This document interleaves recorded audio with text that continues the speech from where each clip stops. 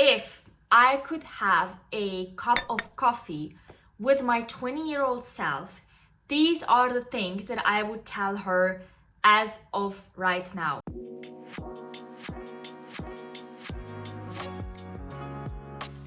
Hi everyone, welcome back to my channel. In this video, I want to share 10 things that I would tell my 20-year-old self today if I could meet her for another cup of coffee.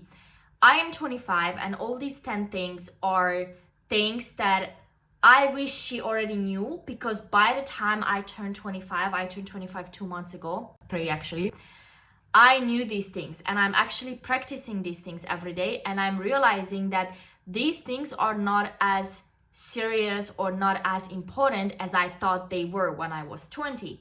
So I thought I would share them from someone that went through all these things, that are still going through all these things, but now can have a clearer, better, more mature picture, so to say, on this. So let's get into this. The first one, oh my gosh, it does get better. It doesn't matter what you're going through, it does get better. I literally have a list of things that I went through in my entire life that I didn't know I would get through, but I did. And every time I'm facing a situation where I'm like, I'm not sure I can get through this, or I'm not sure that this is gonna get better, I read that list and I'm like, oh yeah, you remember in 2022 October when you were going through something really, really bad, and here you are shining and being your best self. Okay, so it does get better. It doesn't matter whether this is a job, a family, a relationship, a friendship situation, it doesn't matter, it does get better. Now, I'm not saying it does get better in a day or in a year, it depends. I want to include grief here as well, because it does get better, but of course, for example, grief and losing your job gets better in a different way. With grief, you learn to live. With you losing your job, yeah, you're gonna get a better one, and then you realize, I actually didn't even like my previous job. So when I say it does get better, I don't mean like whatever you're going through, tomorrow you wake up and you're gonna feel like super good. What I mean is that it doesn't matter what you're going through, eventually it will get better. Whether this is a year, 10 years, or whether you learn to live with the pain, or you get something better, it doesn't matter. What matters is that the anxiety you feel today, the pain you feel today, will get better eventually. The second thing is that you don't have to figure it out today. I'm not saying lay back in your bed and do absolutely nothing and let everything fall in your lap because I don't have to figure it out today. What I meant was that it's okay to have goals. And I really want you to have goals. I want you to know what kind of career you want. I want you to know what kind of relationship you want. I want you to know what kind of house you want to live in. But I don't want you to tell me like, if I'm not gonna get this job by tomorrow, I'm a failure. Or I don't want you to tell me exactly what you want. For example, with your job. When I was 20, I was like, I'm going to have one job and I'm gonna have that for the rest of my life because I need to find the perfect job today. And I didn't.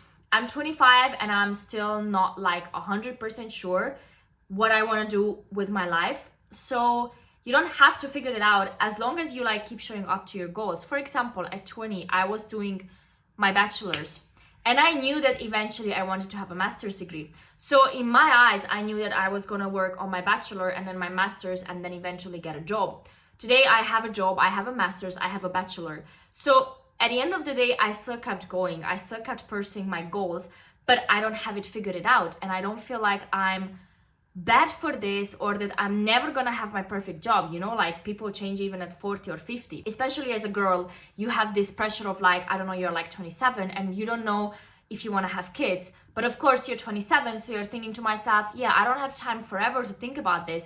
It's okay, because it's not like you wake up one day and you think to yourself, okay, I wanna have kids.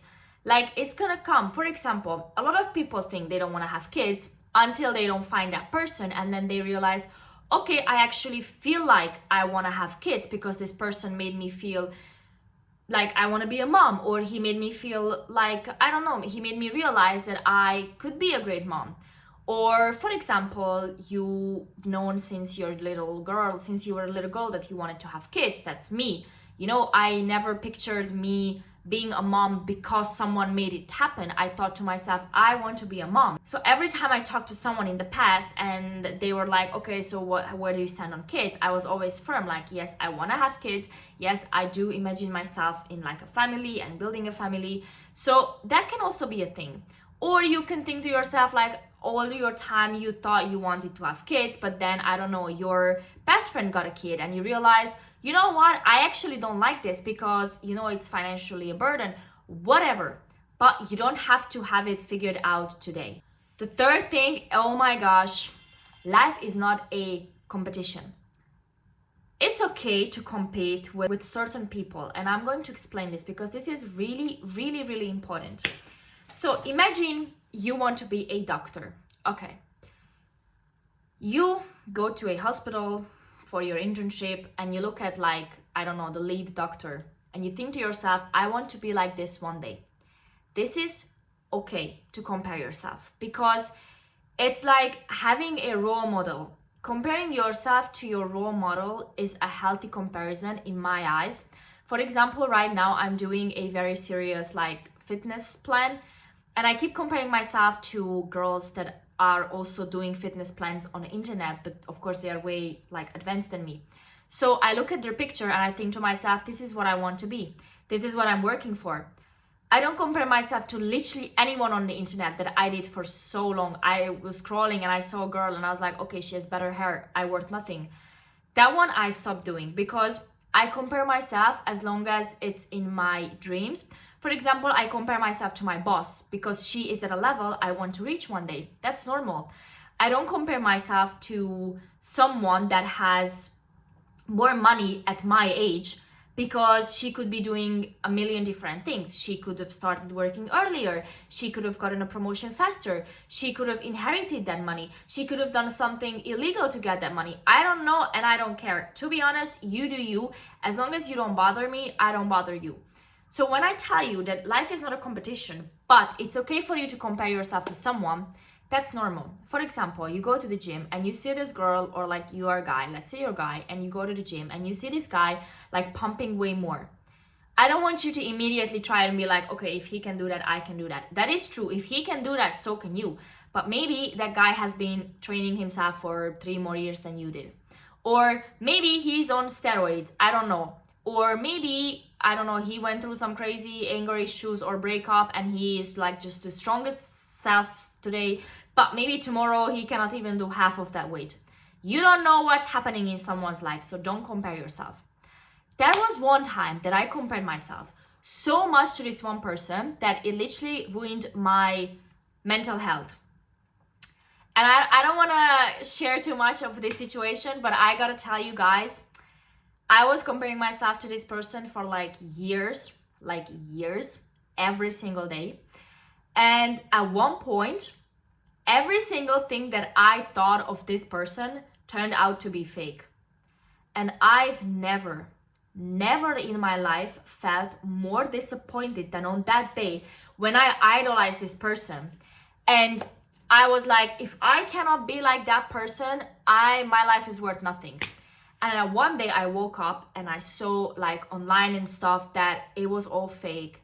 And I was like, oh my gosh, I cannot imagine that I wasted so much energy, so much time in trying to change myself for someone that wasn't even real. And that's when I told myself, like, you know what, from now on, you're comparing yourself to the person you were yesterday and to the person you want to become, kind of like your future self. When I think about my boss, for example, I don't think about like, I want to be exactly like her. I imagine myself in her position. Like, for example, she's, you know, like a manager and I want to be a manager one day. So I think to myself like, okay, I want to be a manager like her, but I might want to manage people differently. I might want to, you know, talk to people differently. It's okay to like have a role model, but don't be like, I want to be exactly like her. Because again, you don't know why she's like that. Maybe she's a very good manager, but a very bad person. Maybe it's vice versa. You don't know what's gonna happen. So try to like look at people like, okay, role model, I have like, I'm not telling like I want to have the exact body that she has, because I don't. There are a lot of things I don't like about the way she lives, about the way she trains her body, but she gives me kind of a direction that I want to go into. So I'm following now that direction. And when I reach like, I don't know, certain milestones, I'm gonna be like, okay, I like this, now I stop with this. Or, okay, I want to do more, now I'm going to change myself a little bit more. You know, like, it's good to have those people as like a direction, but don't use like, I want to be exactly like you. The fourth one is that you are unique the way you are. For so long, oh my gosh, for so long, I thought that I was not special. Like, I thought I was like everyone else. You know, like, I'm just a regular girl going to university, making videos for TikTok and YouTube, watching her show, like reading a book, whatever. Like, there's nothing special in me. And then one day I was just like journaling and like writing down some stuff about myself. This was quite recently, like a few days ago.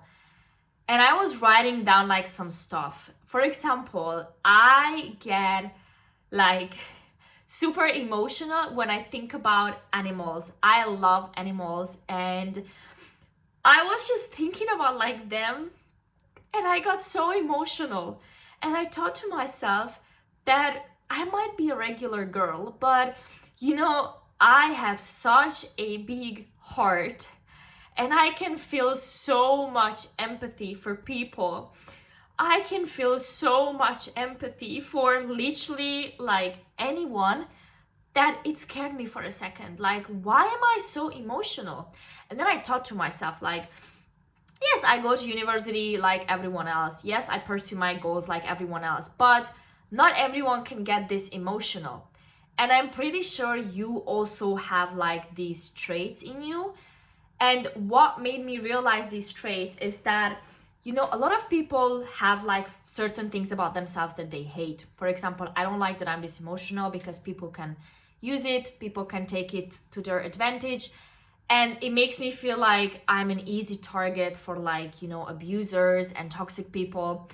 But then I thought to myself, and I, you know, like when I, for example, go to the zoo and I cry, and my friends look at me and they are like, oh my God, she's so cute for like fucking crying over animals. I thought to myself that the good people will look at all of your qualities and think, I absolutely love this about her. So let's bring up some examples. Assume that you don't like, I don't know, your nose or your face structure or whatever, and you want to change it. And then there's gonna be someone that looks at you and says, oh my gosh, I love that her nose is like a little bit deflected. Or I love that her face is, I don't like, puffy or skinny or whatever. And that made me realize that I am unique. I'm not unique in a way where I'm like one in a million, because of course I'm not a billionaire. I'm not Elon Musk, or I'm not like a president where I'm like, okay, I have this unique quality. But I have these everyday life qualities. You know how excited I can get about a freaking show. Right now, I'm watching The Vampire Diaries, and I'm at a point where I don't want to spoil it. Sorry, I realize that you might not have seen it. So anyways, I'm watching The Vampire Diaries, and I'm at a point where it's like quite emotional. And I spent like the past 2 days crying every evening because it's so emotional. And again, I love it. I love that if I have good news, I'm jumping around my apartment. I'm screaming at my friends, oh my gosh, this happened. Or when something bad happens, I feel it to my absolute core. I love this about myself. And this made me realize that yes, a lot of people will abuse this. A lot of people will use me for this. This is something I have to learn. But the correct people will make you realize that whatever flaw you think you have is exactly what makes you unique. The fifth one is a big one for your like social relationships, friendships, family. One argument doesn't mean that there is hate between you. I don't know if this is coming from like childhood trauma, because I haven't gotten into details this much, but I just realized that a lot of times I was arguing with someone, I was always, because I was a people pleaser. So every time I was arguing with someone, I was like, you know what, if I just apologize, if I just like change the way I think, if I just tell people like, okay, you were right, it doesn't matter, we can like discuss this later, I will get that person back, or I will suddenly have a good like relationship with that person.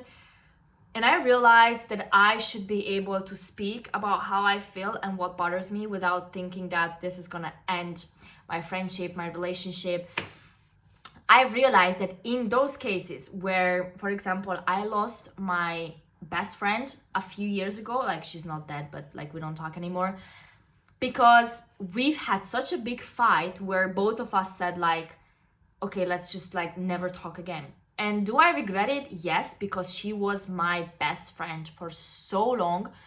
But I also realized that if it was meant to be, like if our friendship was meant to be, after one fight, we should have not ended our friendship. And I don't know if it was my fault or her fault. I tend to think that it was both of our faults because she was also quite immature at that time. But now I would tell her like, look, it's okay to fight. It's okay to speak up about what you want and how you want those things. Because if someone is like, wants you in their lives, they will not make a fuss about you speaking up. They might handle it in an immature way, don't get me wrong, because there's a difference between you fight with someone and they say, you know what, I just need time, leave me alone. Okay. And then them coming back and be like, this is what I did wrong, this is what you did wrong, let's find a common ground. Or like what happened with my best friend. We literally said like, let's not talk ever again. And we literally haven't talked since. And in that sense, that person doesn't care enough for them to be in their lives. However, if someone wants to come back, they will eventually learn with time. Because I'm pretty sure that when she fights with someone now, she doesn't say like, I want you out of my life forever. And I also don't say that. I realize that sometimes I'm still immature in fights and sometimes I should have like a more mature thinking. But it's not like if I'm immature, I deserve to be left alone. Everybody deserves normal communication and multiple chances, depending on what you did. But nobody deserves to have like, I never want you in my life, and then just literally like, if someone wants you in their lives, they should fight for you. The sixth one is what I live by at the moment. If something is meant to be with you, it is going to chase you even if you run away from it.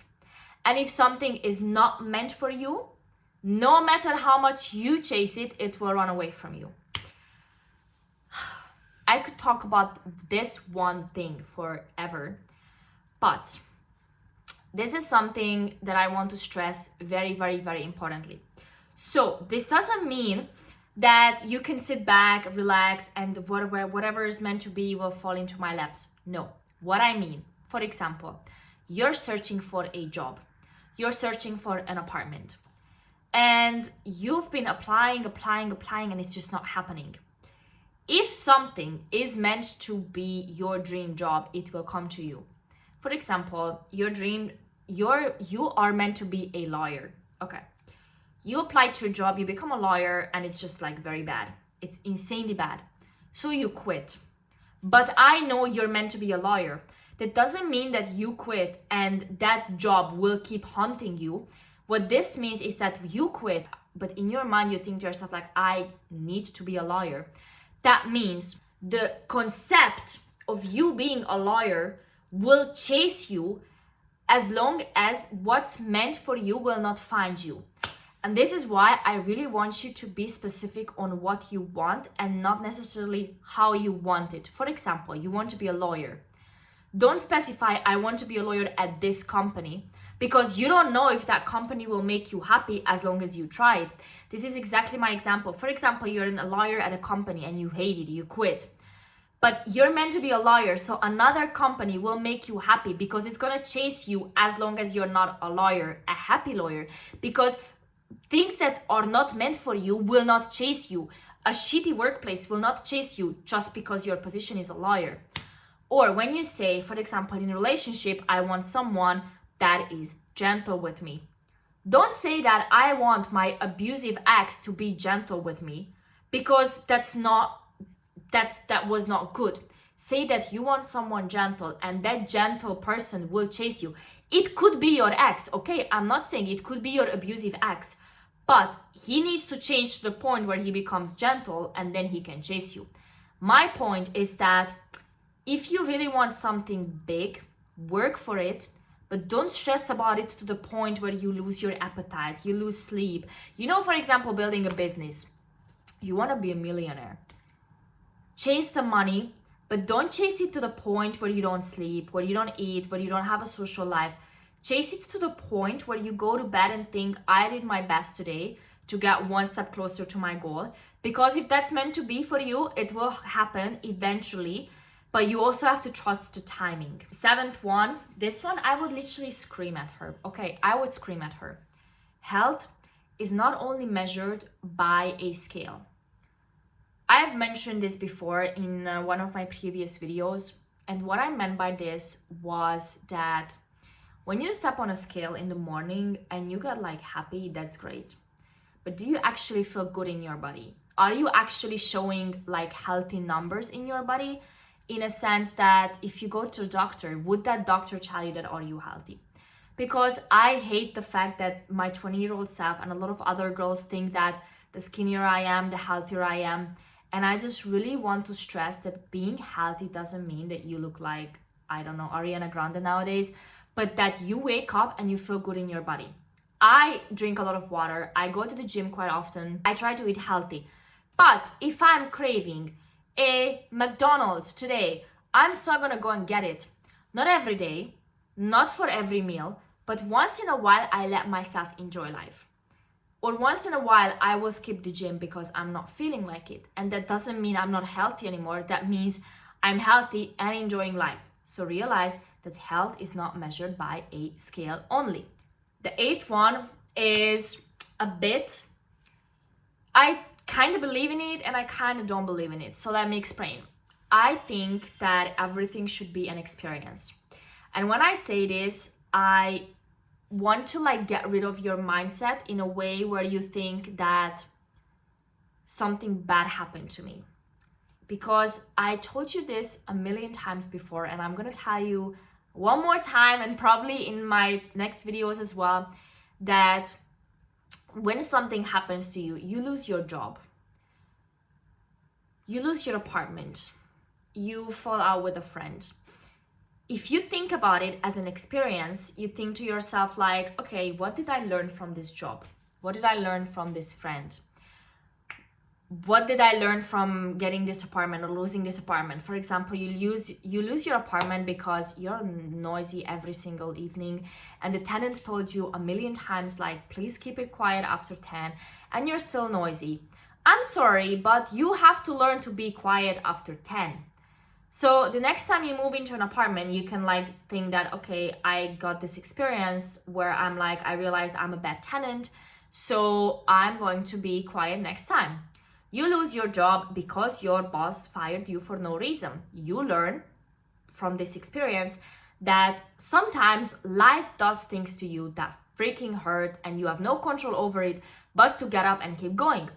Is this something good? No, I'm not saying everything is a good experience, but if you shift your mindset from, I lost my job because I'm a freaking bad person and I deserve to be fired and that's why I got fired, or you think to yourself, you know, I did my best and sometimes life doesn't happen the way I want it to happen.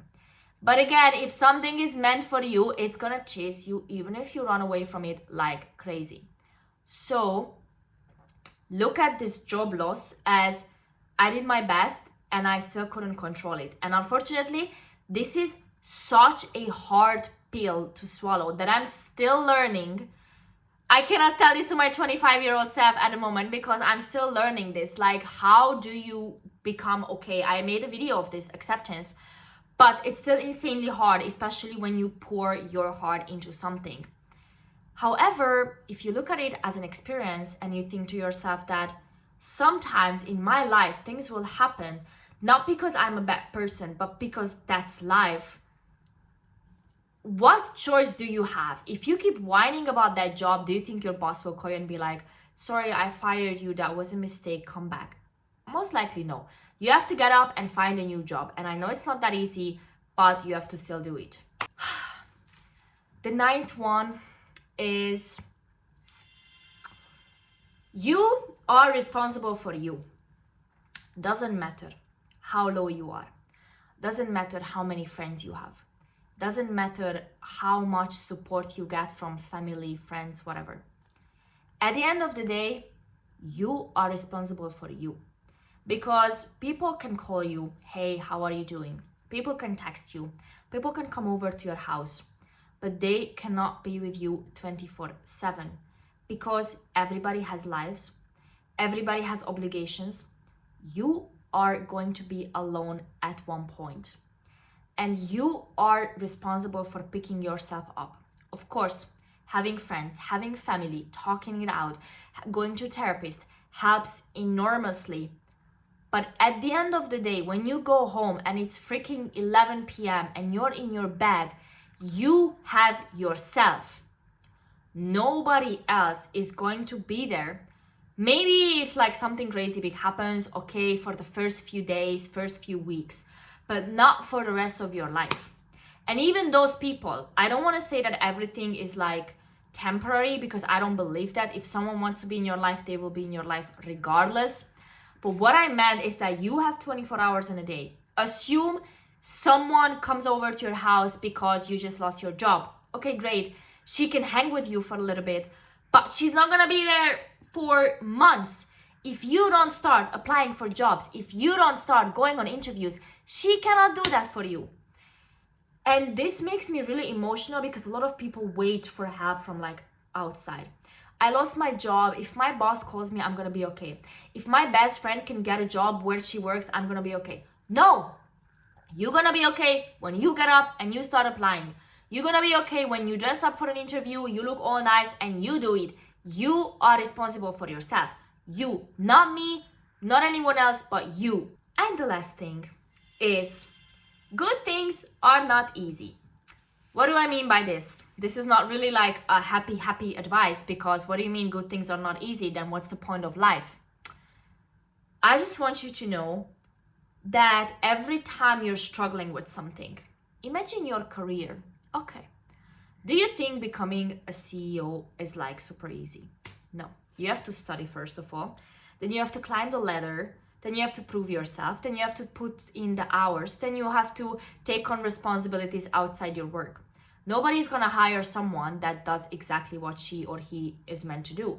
People will make CEO of people that went out and about to do everything. I'm not saying become a slave and work like 24/7, but like realize that good things that you want in your life. Because the thing is, everybody wants to be rich, right? Everybody. I cannot talk to someone and say like, hey, do you want money? No, thanks. Everybody wants to have a family. But having a family is not like, oh, I just want a guy to propose me and then I can get pregnant. Having a family is literally learning how to communicate, learning how to handle conflict, learning how to handle uncertainty, being okay with things getting out of your control. Having a family is not about, oh yes, my husband will do everything for me. It's about partnership. That's so insanely hard. Having a baby, you think pregnancy is easy? Maybe I'm the one that is like freaking scared of getting pregnant one day and like going through all the morning sickness and like those cravings. But I'm just saying, having a baby is an amazing thing, and I'm so freaking excited one day to be a mom. But I know it's not gonna be easy because, yeah, first of all, you have to find someone. Second of all, you have to go through all the pregnancy thing. Third of all, you have to push the baby out, and then you have to raise that kid. It's not gonna be easy. Having a house is amazing, but getting the money to have like the down payment, having a mortgage over your head, knowing that every single month you're going to have a certain expense that you cannot just get rid of. For example, now I have a gym expense, right? Every single month, certain amount gets deducted from my bank account. But if I don't want to do it anymore, or if I need money, I can just stop that gym membership.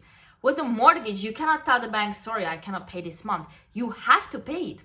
Having a house is constant cleaning, constant renovation. It's not easy.